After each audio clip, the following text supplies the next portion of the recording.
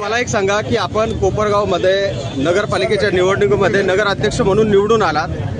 आज आम्ही तुमचा जल्लोष बघितला, आज लाडू वाटप करून आज तुमचेही आभार मानले आणि मतदारांचे आभार मानले। या कोपरगाव शहरासाठी काय सांगणार तुम्ही आता? प्रथमतः मी सर्व नागरिकांचे आभार मानतो का त्यांनी जे आम्हाला भरभरून मतदान केलं आणि आम्हाला प्रचंड बहुमताने विजय केलं आणि बहुमत दिलं, त्याबद्दल मी कोपरगावच्या तमाम नागरिकांचे आभार मानतो। त्याचप्रमाणे कोपरगावच्या नागरिकांच्या गेल्या 9 वर्षापासून ज्या समस्या होत्या त्या आम्ही लवकरच सोडवणार आहोत। आमच्या विश्वासनाम्यात ज्या ज्या गोष्टी आम्ही टाकलेल्या आहेत, स्वच्छ रस्ते, स्वच्छ प्रशासन, स्वच्छ पाणी, धूळ कमी करणे, आरोग्य, खड्डेमुक्त शहर, या सगळ्या गोष्टी आम्हाला पूर्णत्वास नेण्याच्या आहे आणि त्याकरता आम्ही कामकाज चालू पण केलेलं आहे आणि लवकरच आपल्याला शहराचं चित्र बदललेलं दिसेल आणि आम्ही जो जनतेला विश्वास दिला आहे तो पूर्ण करण्याकरता आम्ही सर्वजण काम करणार आहोत। हो, मला एक सांगा की मतदार तुमच्या बाबतीमध्ये अतिशय आनंदात आहेत आणि आज ह्या व्यासपीठावरती लाडू वाटप केलेलं आहे, याबद्दल काय सांगशाल?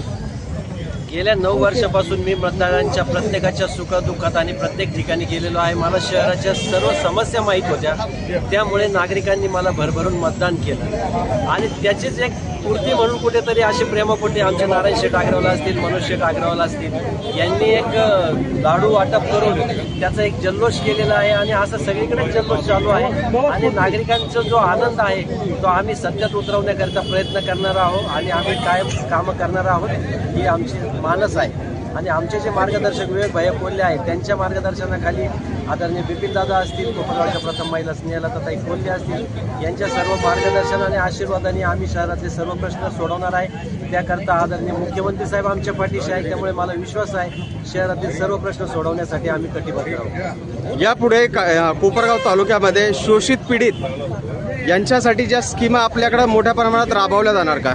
100% शोषित पीडित आणि सर्व शासकीय स्कीमांसाठी कोपरगावच्या प्रथम महिला आमदार सौ स्नेहलताताई कोल्हे यांच्या संपर्क कार्यालयात काम चालूच होतं आणि अजूनही त्याची व्याप्ती वाढवणार आहे आणि आम्ही जो नागरिकांना विश्वास दिला आहे तर सरकारी जागेवरील किंवा अतिक्रमणित जागेवरील घरी त्यांचे सातबारे त्यांच्या नावावर करायचे आदरणीय बावनकुळे साहेबांनी पण तसा शब्द दिलेला आहे, तो पूर्ण करण्यासाठी पण आम्ही लवकरात लवकर कामकाज चालू करणार आहोत।